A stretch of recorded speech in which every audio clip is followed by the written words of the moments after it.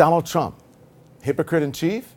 We're learning tonight that while this president has been railing against immigrants, calling them criminals, rapists, even animals, his private golf club in Bedminster, New Jersey, where the initiation fee alone is more than $100,000, has employed people managers allegedly knew were in the country illegally.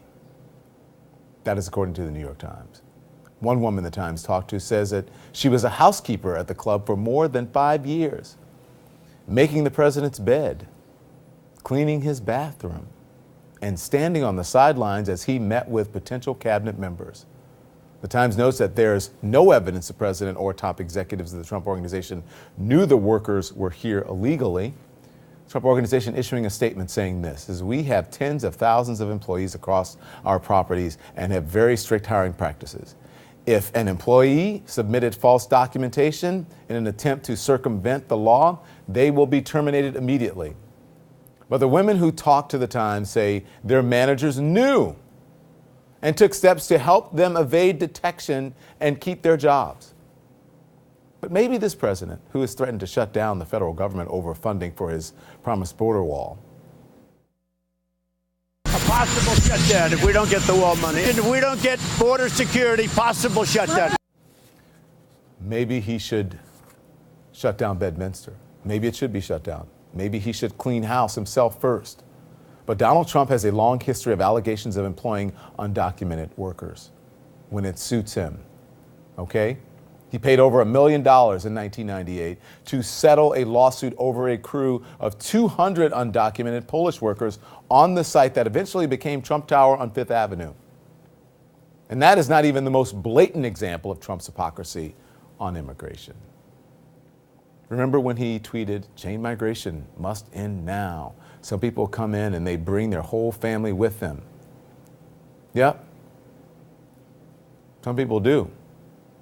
People like President Trump's mother-in-law and father-in-law who became citizens in August after their daughter, Melania Trump, sponsored them for green cards.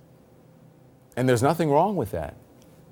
What's wrong, what's the hypocrisy here, what's hypocritical is this president demonizing immigrants for his own political purposes. One of those women who talked to the Times said it best, quote, "We are tired of the abuse, the insults, the way he talks about us when he knows that we are here helping him make money." Remember, Donald Trump launched his campaign with this infamous attack on Mexicans. When Mexico sends its people, they're not sending their best. They're bringing drugs, they're bringing crime, they're rapists. He built his rallies around tirades against immigrants. We are bringing in some very bad people. We don't want this group of people anymore. These aren't people.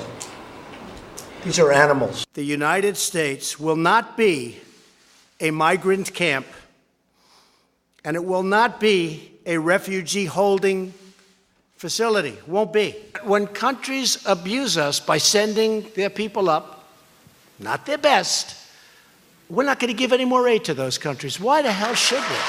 He used blatant scare tactics in the run-up to the midterms, trying to gin up fears of the caravan of migrants on our southern border. Migrants from Central America, many of them not so different from the allegedly undocumented workers at Trump's golf club.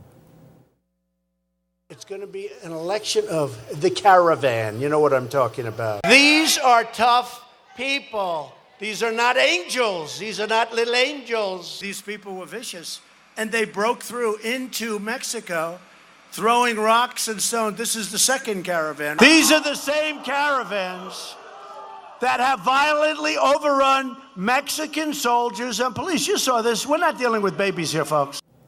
He separated immigrant children from their parents, putting them in cages.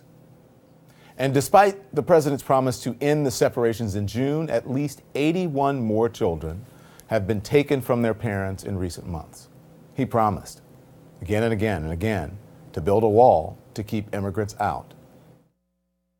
We're going to build a wall. Don't worry about it. Oh, we'll build a wall. It's not going to be a little wall. It's going to be a big, beautiful wall. It's going to be such a beautiful wall. It's going to be so big. It's going to be so powerful. It's going to be as beautiful as a wall can be. Who's going to pay for the wall? We need security. We need the wall. We're going to have it all. It's not build that wall anymore. It's continue building that wall. Fact check. I know some of you don't like that. Facts. The wall is not being built. Some existing segments of fence are being replaced, which is a far cry from building what this president still loves to call a big, beautiful wall. And who's going to pay for it? Mexico's made it crystal clear they're not paying for it. That's why he's asking for money. He's fighting to take away protections from 700,000 hardworking young dreamers, kids who epitomize what this country stands for, who were brought here as children. That battle is still in the courts. The hypocrisy of this president is stunning. Do as I say, not as I do. Pay no attention to the undocumented workers at my golf club while I'm slamming immigrants and taking their children from them. Pay no attention to the man behind the curtain. Facts do matter, people. Hello. And the truth hurts. I know some of you don't like to hear it, but that is the truth. That's the way it is.